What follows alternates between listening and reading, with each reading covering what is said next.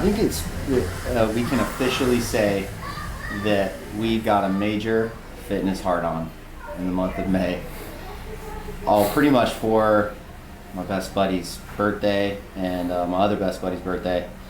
So it kind of lined up pretty nice for us to hit that 40 for 40 for this guy's 40th, and then basically the same week hit Murph for Memorial Day weekend. So, I mean, for me, obviously, I was turning 40. I wanted to do something fun and epic for my 40th birthday. And we were coming off the half marathon, so I was feeling good running wise. And I came off a great run. I had a major runner's high. And during the run, I was like, man, I was like, man, I'm gonna run 40 miles for my 40th birthday. And I finished still on the runner's high, and I immediately text him and our other best buddy, Dan. And I said, guys, I have a crazy idea. And they're like, what? And I said, I think I wanna run 40 miles for my 40th birthday. And immediately he's like, let's do it.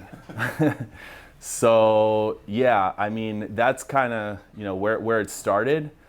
But also, I feel like a lot of men kind of just like turning in at 40, and that's not what I wanted to do. Like, oh, I'm 40, like I don't have time. I have kids, I work. Where am I gonna find time to find fitness? And so I wanted to do something to prove to myself that that was not gonna be me in my 40s. That I was gonna bring in my 40s with a bang, and I was gonna run 40 miles, and I was gonna train for it, and I was gonna commit to it, and I was gonna finish it. So that's kind of like the deeper reason of why I did it. But the idea sparked from, me on a runner's high running after the half marathon. You just did 48 a few weeks ago. So like, don't be a little bitch. And you did it on no sleep for 2 days. Stop. I'm nervous as shit.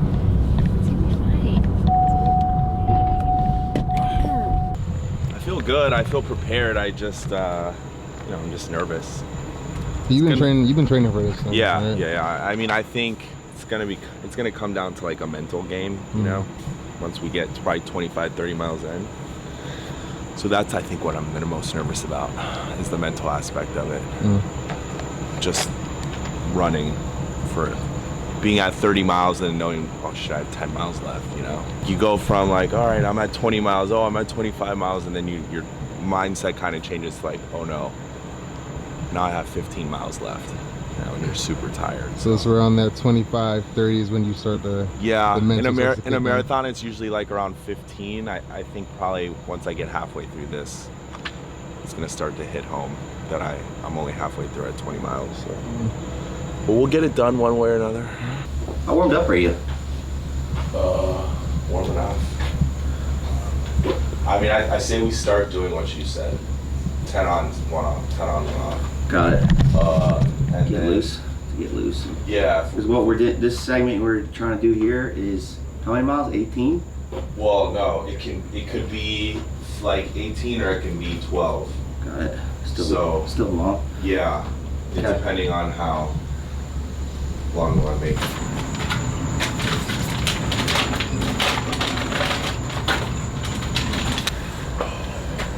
Are you guys gonna make a video out of this or just do like clip-ins?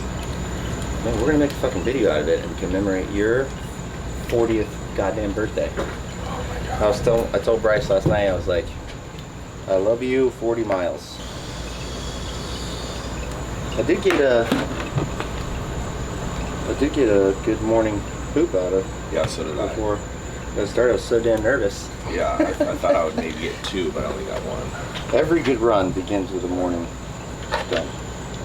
I kind of love that this guy keeps cranking out ideas after we finish a tough thing, because that's the moment to say yes. Yeah. But that was certainly a shock for me to hear him say that. I really honestly thought he was going to ask us to go to Vegas and, and party our asses off. That would have been the normal, 40th birthday request and get wild. We both got, kids and wives, and so that would be the normal break for 40. And I love hearing that, he thought, look, 40 is when a lot of people kind of hanging up and think that they're done doing shit. But I feel like we're doing more now than probably ever have in our lives. So.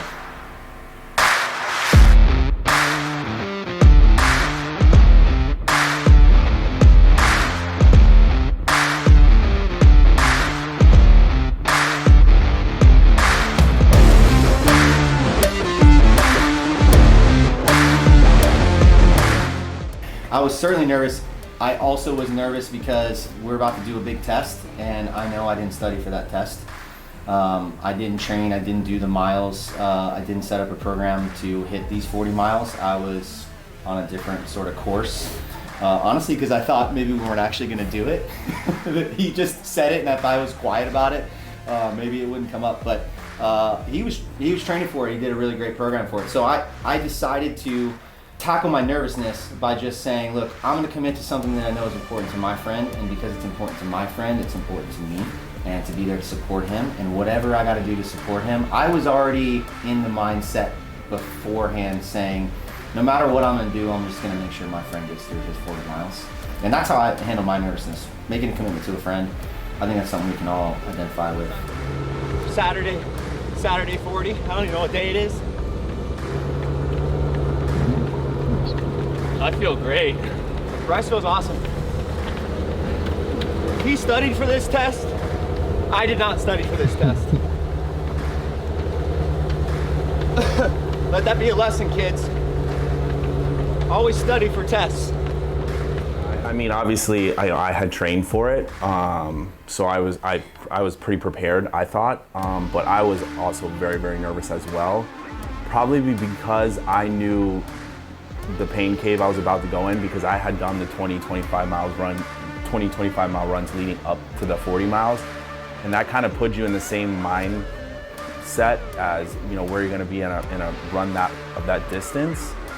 As far as having his support, I mean, it's amazing. It's amazing to have someone by your side when you say you're going to do something crazy, and then they kind of just like blindly support you, you know, and say, yeah, let's do it. You want to run 40 miles? I'll do it with you. Even like he said, he didn't train, you know, and I kept saying, hey, you know, why don't you do the last 20 with me, or why don't you do some of it on my bike and then you can finish? Because I knew at the end I would need support, because I would kind of be deep in my brain and in the pain cave. He said, no, I'm gonna do all 40 with you, and he did. Pineapple.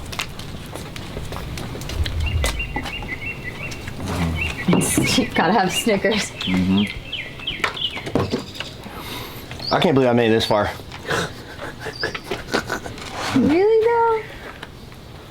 I feel like you turned into a runner after like all this. We're 12 miles in. Morning! Morning. How are you guys? Oh, I saw it. We're 12 miles in. Yeah, you see the computer? I set it up.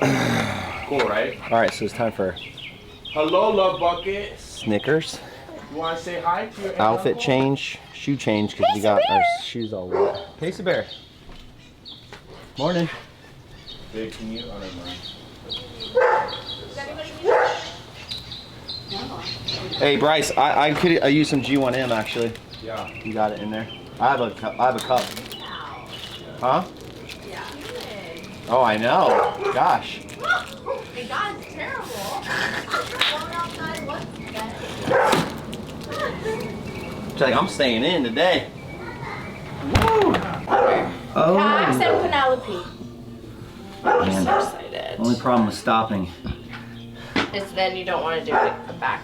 Get I back feel up. great. You do? You do? I mean, I guess I'm just used to it. So for me, and it's usually like this with all of these challenges, whether it's a half marathon, a triathlon, the ruck race, 40 miles, Murph, whatever, as soon as I start, all the nerves go away. It's just the buildup is when I'm nervous, but when I start, my nerves go away, my confidence goes way up, and I genuinely usually start to have fun, at least for the first half part of it. But yeah, I mean, as soon as we start running, I felt really, really good. I liked the splits that we were doing. We were doing 10 minutes on, 1 minute off. I loved that, and I felt like I could go forever at that point. Yeah. It was a tall order for sure. Not preparing for that test, I really had to dig deep mentally and make sure that the promise I made to my best friend and to myself was something that I would keep, and I really wanted that win for myself. And because we make a lot of promises to ourselves every day and we break them, and I realized that that's what makes your word worth something, is how much you keep it. And so for me, this was all about supporting Bryce, I'm doing the 40, damn it. I'm doing it whether this thing breaks me or not, because I want my word to mean something. When I say I'm going to do something, I want people to believe that I'm going to do it and I'm going to be there for them to support, and I want myself to believe that too. So that was the biggest thing for me. I was ready to quit at mile 15. I told him I was done. We had just kind of come in from a loop of 3 miles, and I was done. I was ready to hang it up, and that was me letting myself off the hook, and that was me breaking a promise to myself and to my friend. And I felt this huge sense of letting him down and me down, and that was my takeaway from this. Is I didn't let myself down. I didn't let my friend down. And now I feel like my word means more. And I think that's something I owe to myself. I think it's something we probably all could do a little more of, is stick to the promises we make to ourselves and really stick to them. Because now I feel incredible. Yeah. Now when I say I'm gonna do something, I'm gonna wake up 30 minutes early tomorrow because I wanna get some extra something in, I know I'm gonna do it now when I say it. My wife knows I'm gonna do it, my kids will know that, so I just feel like that's the example I wanna leave. And that's what I want people to think when they think of me, Max in there in his word, and he's going to do what he says he's going to do. More challenges to come. I'm excited to do this with you, brother. Yeah, let's do it. You've been my pain buddy through all this, so it's been amazing. Feeling pretty fucking unstoppable.